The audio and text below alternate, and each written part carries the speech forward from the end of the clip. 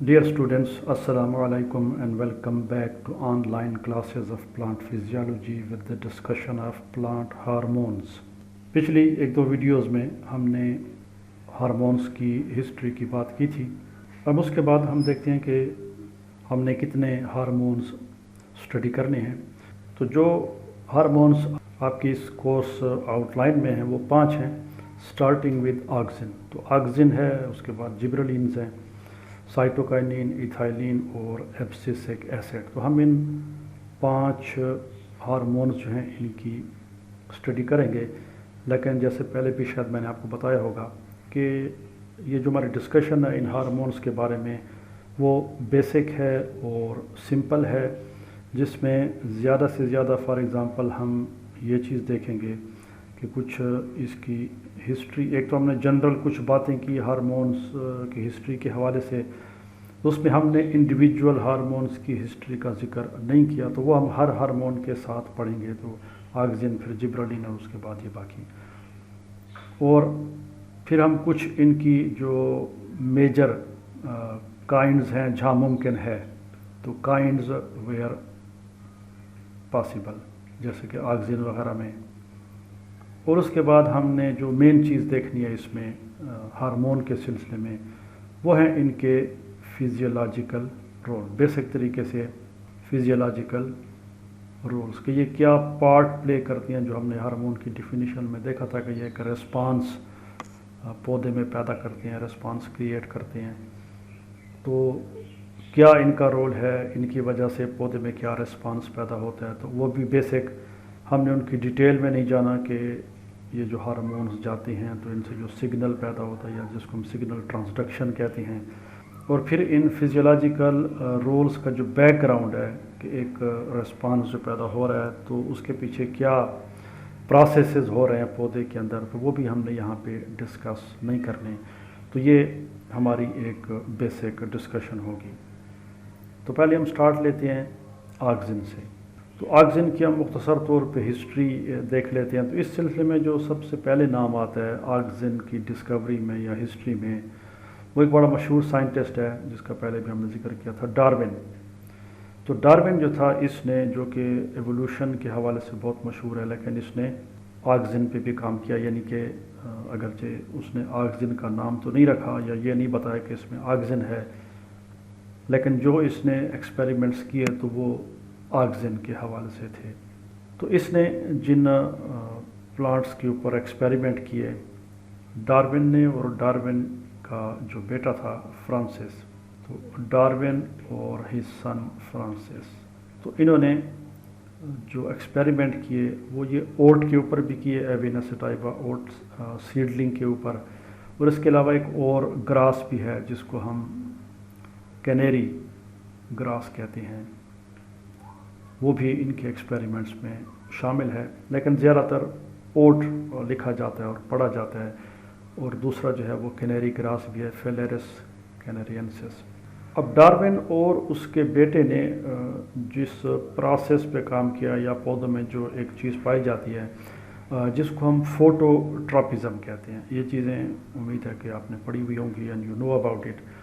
Phototropism ये है कि मूवमेंट ऑफ प्लांट पार्ट्स या मूवमेंट ऑफ प्लांट्स या स्टेम या कोई भी उनका पार्ट है टुवर्ड्स लाइट, तो उनकी लाइट की तरफ जो मूवमेंट होती है, तो इसको हम क्या कहते हैं, फोटोट्रॉपिज्म। तो इसने सीडलिंग के बारे में स्टडी किया, जो ओट की सीडलिंग होती है। तो यहाँ पे हम ये डायग्राम देखते हैं। तो ये ओट की सीडलिंग है, ये उसकी एक डायग्राम है। This is the main seed, और ये उससे रूट निकली हुई हैं, और फिर इससे ये जो पहला स्टेम बाहर आता है जिसको हम क्या कहते हैं, ये उसका कोलियोप्टाइल है। ये तकरीबन यहाँ पे लिखा हुआ है कि this is 4 day old oat seedling. Coleoptile के बारे में मैंने आपको पहले भी बताया था कि ये आउटर कवरिंग होती है, जिसने ये अंदर इसके लीव्स होती हैं, यंग लीव्स, जिसको उसने कवर किया होता है। तो इसकी ये जो कोलियोप्टाइल है या जो टिप है, इसकी बेंडिंग टुवर्ड्स लाइट, इसको इन्होंने स्टडी किया। तो इनके जो एक्सपेरिमेंट्स थे वो कुछ इस तरह से थे। ये एक डायग्राम आपके सामने आ रही है। اور یہ تقریباً انہوں نے 1880 میں closing years of the 19th century اس میں انہوں نے یہ ایکسپیریمنٹ کیے. تو یہ ان کی 3 آبزرویشنز ہیں، 1 2 اور 3. یہ ایک ایکسپیریمنٹ نہیں ہے، یہ ان کے 3 ایکسپیریمنٹس کے ریزلٹس ہم نے یہاں پہ شو کیے ہیں. تو یہ پہلی بات تھی جو کہ انہوں نے دیکھا تھا کہ جب ایک انٹیکٹ سیڈلنگ ہوگا، یعنی جو نارمل سیڈلنگ ہوگا ٹھیک ٹھاک، تو جب اس کو آپ کیا پرووائڈ کرتے ہیں، یہ جو بلو لائن ویوی لائن دیکھ رہے ہیں، یہ کیا ہے؟ دس از یونی لیٹرل لائٹ.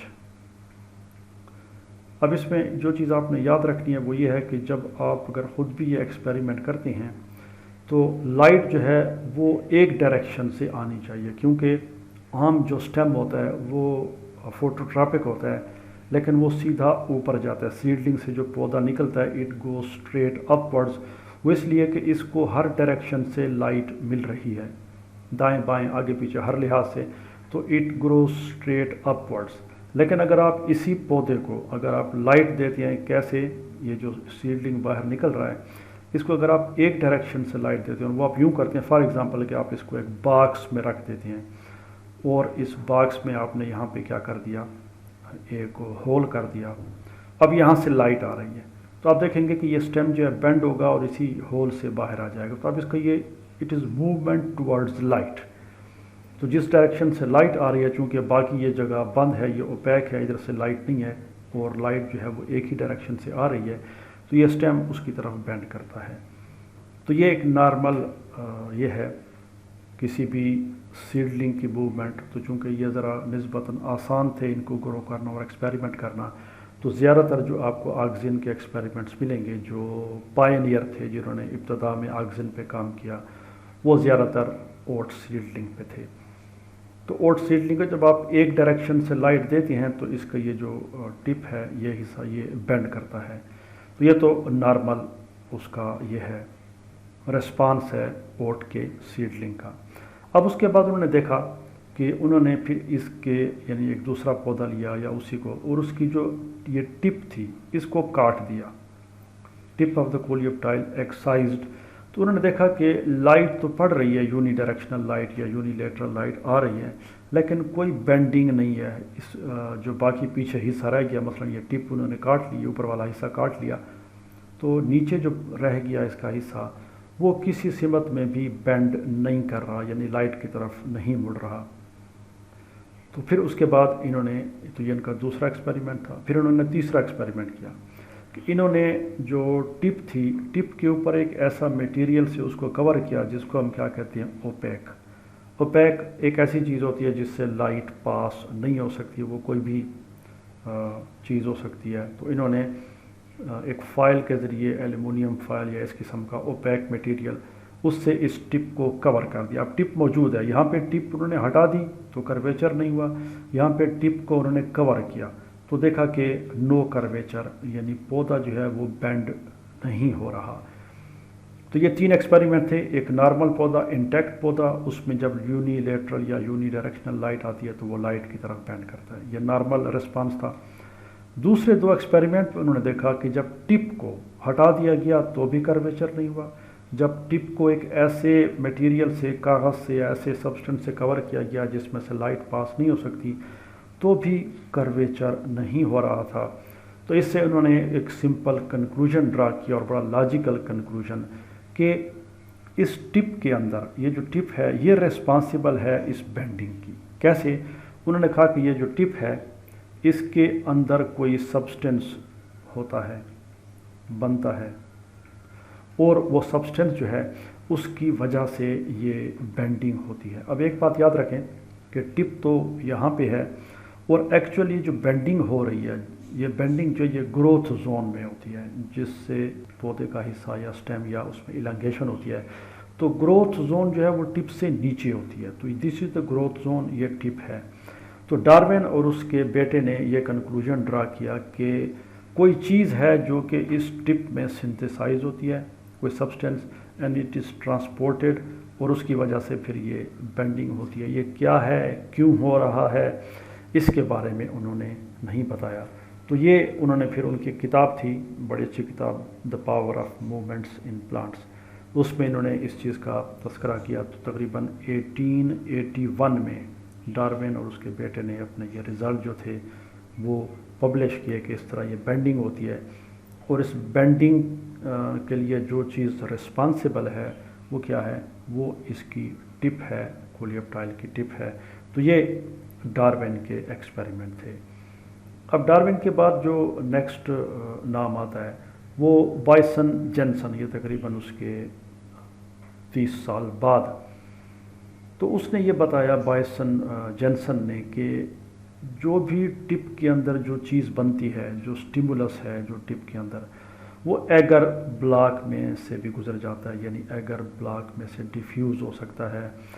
ایگر کیا ہے، ہم نے کچھ ایکسپیریمنٹ کیے ہیں، امید ہے آپ کو یاد ہوگا. ایگر جو ہے یہ بیسیکلی ایک الجی سے ایک پروڈکٹ حاصل ہوتی ہے جو کہ ہوتی تو سالڈ فارم میں اور پاؤڈر فارم میں ہے، لیکن جب اس کو پانی میں ڈالا جاتا ہے بوائلنگ واٹر میں، یوں سمجھ لیں کہ ڈیزالو تو نہیں ہوتا، لیکن جب اس کو پانی میں ڈالا جائے اور اس کو ٹھنڈا کیا جائے تو ایگر جو ہے it forms a jelly like structure. تو ایگر جیل جو ہے اس سے بن جاتی ہے. تو پھر اس کے انہوں نے کیا کیے، یہ بائسن جینسن نے اس کے بلاکس کاٹ دیے ایسے. تو یہ بلاکس جو تھے چھوٹے چھوٹے بلاکس، اس نے کہا کہ یہ جو بلاکس ہیں ایگر کے، یہ چھوٹے چھوٹے بلاکس، تو یہ بھی اس سے یہ جو سٹیمولس پیدا ہوتا ہے ٹپ کے اندر، وہ اس بلاک میں سے ڈیفیوز کر سکتا ہے. تو اس نے کہا کہ یہ جو کچھ بھی ہے یہ کوئی کیمیکل ہے جو کہ ٹپ کے اندر بنتا ہے اور پھر اس ایگر بلاک میں سے گزر جاتا ہے. اب اس نے جو ایکسپیریمنٹ کیے وہ آپ کے سامنے ہیں. اب اس میں یہ ایک ایکسپیریمنٹ ہے، یہ اس کا دوسرا ایکسپیریمنٹ ہے، اور پھر اس کے بعد یہ مزید اس نے ایکسپیریمنٹ کیے. تو اس کے کچھ ایکسپیریمنٹ تو وہ اس کی طرح تھے، ڈارون کی طرح تھے. اب اس نے کیا کیا، یہ ایک اوپیک سبسٹنس لیا، میکا، یہ ایک خاص قسم کا سبسٹنس ہوتا ہے، شیٹ ہوتی ہے اس کی. تو یہ اس نے شیٹ کو استعمال کیا اوٹ کولیوپٹائل کے اوپر. تو اس نے شیٹ کو کولیوپٹائل میں داخل کیا، لیکن جو ڈارک سائڈ تھی، اب لائٹ اس طرف سے آ رہی ہے تو یہ ڈارک سائڈ ہے، تو اس سائڈ سے ایسے انسرٹ کیا کہ پورا نہیں کیا، آپ دیکھ رہے ہیں تقریباً ہاف وے ان سائڈ. تو اس میں اس نے دیکھا کہ کرویچر نہیں ہوا. جب میکا کو ڈارک سائڈ پہ انسرٹ کیا گیا تو کرویچر نہیں ہوا. اس سے یہ ثابت ہوتا ہے، یہ چیز اس نے ثابت کی کہ جو بھی سبسٹنس ہے وہ اس سائڈ پہ ڈیفیوز ہوتا ہے، کیونکہ پھر اس نے اسی میکا کو جو جس سائڈ سے لائٹ آ رہی ہے اس سائڈ سے میکا کو انسرٹ کیا، اس کے اندر داخل کیا آدھا. تو اب اس نے دیکھا کرویچر ہو گیا، چونکہ میکا میں سے جو سبسٹنس یہاں پہ پیدا ہوتا ہے وہ نہیں گزر سکتا. تو ان دو ایکسپیریمنٹ سے بائسن جینسن نے اس بات کو ثابت کیا کہ یہ جو سبسٹنس یہاں پہ پیدا ہوتا ہے، ایک تو اس نے یہ بتایا کہ یہ کیمیکل ہے کوئی، اور دوسرا یہ کہ یہ ڈارک سائڈ سے نیچے آتا ہے، لائٹ سائڈ سے نیچے نہیں آتا. کیونکہ جب ڈارک سائڈ سے اس نے میکا لگا دیا تو وہ ادھر آ کے رک گیا، آگے نہیں جا سکتا تھا، تو کرویچر نہیں ہوا. لیکن جب اس نے میکا والی شیٹ کو لائٹ سائڈ پہ لگایا تو اس نے دیکھا کہ لائٹ سائڈ پہ لگانے سے کرویچر پہ اثر نہیں ہوا، یعنی کرویچر ہو گیا، جس کا مطلب یہ ہے کہ سبسٹنس ادھر سے یہاں پہ آیا اور اس ایریا میں اس نے بینڈنگ جو تھی وہ پاسبل بنائی. تو یہ اس کے دو ایکسپیریمنٹ تھے. تیسرا اس کا ایکسپیریمنٹ آپ کے سامنے ہے کہ اس نے کیا کیا، بلکہ یہ ایک ہی ایکسپیریمنٹ ہے بیسیکلی، کہ اس نے اس کی ٹپ کو ریموو کیا اور پھر اس نے ٹپ کے نیچے یہ جو ایگر کا بلاک ہے جیلیٹن کا وہ رکھ دیا، اس کے اوپر ٹپ رکھ دی. تو اس نے دیکھا کہ یہ کرویچر ہو گیا. جو چیز اس نے ثابت کی کہ یہ ایک کیمیکل ان نیچر ہے، تو اس نے بتایا کہ ٹپ کو کاٹ کے بیچ میں ایک ایگر بلاک رکھ دیا گیا، جیلیٹن کا بلاک رکھ دیا گیا، ٹپ کو پھر اس کے اوپر رکھ دیا گیا، تو یہ سبسٹنس اس میں سے گزر کے اندر آ گیا، یعنی اس بلاک میں سے گزر کے نیچے والے پورشن میں گروتھ زون تک پہنچ گیا، جس کی وجہ سے کرویچر پاسبل ہوا. تو یہ ایکسپیریمنٹ تھے بائسن جینسن کے، جس نے بتایا کہ یہ کیمیکل ان نیچر ہے اور یہ ایگر بلاک میں سے ڈیفیوز کر کے نیچے جا سکتا ہے. اور یہ بھی ساتھ ساتھ اس نے بتایا کہ یہ ڈارک سائڈ کو ڈیفیوز کرتا ہے، لائٹ سائڈ کو ڈیفیوز نہیں کرتا، جس کی وجہ سے کرویچر ہوتا ہے. اس کے بعد جس شخص نے آکسیجن پہ بہت زیادہ کام کیا اور آکسیجن کو آئسولیٹ کیا، یہ ڈچ سائنٹسٹ تھا، اس کے تقریباً 10-15 سال بعد، فرٹز ڈبلیو وینٹ. تو اس نے بھی وہی چیز بتائی کہ یہ جو ایکٹیو گروتھ پروموٹنگ سبسٹنس ہے یہ ایگر یا جیلیٹن بلاک میں سے کیا ہو جاتا ہے، گزر جاتا ہے۔ اور پھر اس نے کیا کیا، اس نے ایک طریقہ کار وضع کیا جس کو یہاں پہ انہوں نے کولیپٹائل بینڈنگ ایسے کا نام دیا۔ تو یہ ایسے جو ہے یہ بیسیکلی ایک ٹیسٹنگ پروسیجر ہوتا ہے، کسی چیز کو کوانٹیٹیولی ٹیسٹ کرنا، اس کی کوانٹٹی کو اور اس کے ایفیکٹ کو، تو اس کو ایسے کہتے ہیں۔ تو اس نے آکسین کی، اس نے پھر اس کا نام بھی آکسین ہی رکھا، کیونکہ آکسین جو ہے یہ گریک ورڈ ہے جس کا مطلب ہوتا ہے ٹو انکریز یا گرو یا انکریز۔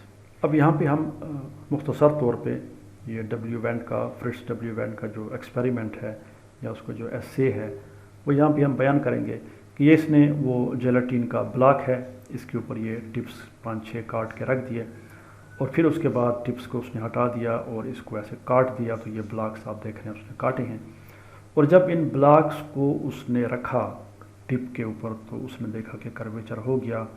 اب کرویچر کہاں پہ ہو رہا ہے؟ کرویچر ڈارکنیس میں ہو رہا ہے۔ تو اس کا مطلب یہ ہے کہ جو بھی سبسٹنس ہے وہ ٹپ کے اندر پیدا ہو گیا، اب اس کے بعد اس کو مزید لائٹ کی ضرورت نہیں ہے اور وہ ڈیفیوز ہوتا ہے۔ اور کیسے ڈیفیوز ہوتا ہے؟ تو چونکہ یہ مزید ڈسکشن ہمارے اس اسکوپ سے باہر ہے، تو یہ باتیں اس نے بتائیں، اور اس نے یہ اس کا کولیپٹائل بینڈنگ ایسے انشاءاللہ آپ اس کو اگلے سیمسٹرز میں یہ ایکسپیریمنٹ خود بھی کریں گے اور آپ کو یہ ڈیٹیل سے یہ بات بتائی جائے گی کہ ایسے کیا ہوتا ہے اور کیسے آکسین کا ہم ایسے کریں گے۔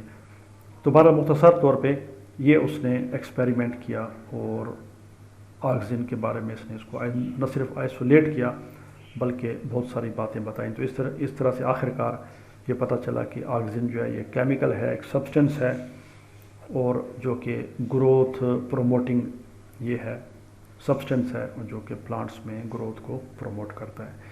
تو یہ کچھ بہت ہی انکمپلیٹ اور مختصر سی ہسٹری تھی، مجھے اس بات کا احساس ہے، لیکن یہ ہے کہ ہم اس کو یہاں پہ زیادہ ڈیٹیل میں ڈسکس نہیں کر سکتے۔ تو یہ تھی آکسین کی کچھ ہسٹری۔ اب اس کے بعد ہم آکسین کے سٹرکچر یا اس کے کائنڈس اور اس کے رولز کی بات کریں گے، تو وہ انشاءاللہ اگلی ویڈیو میں ہوگی۔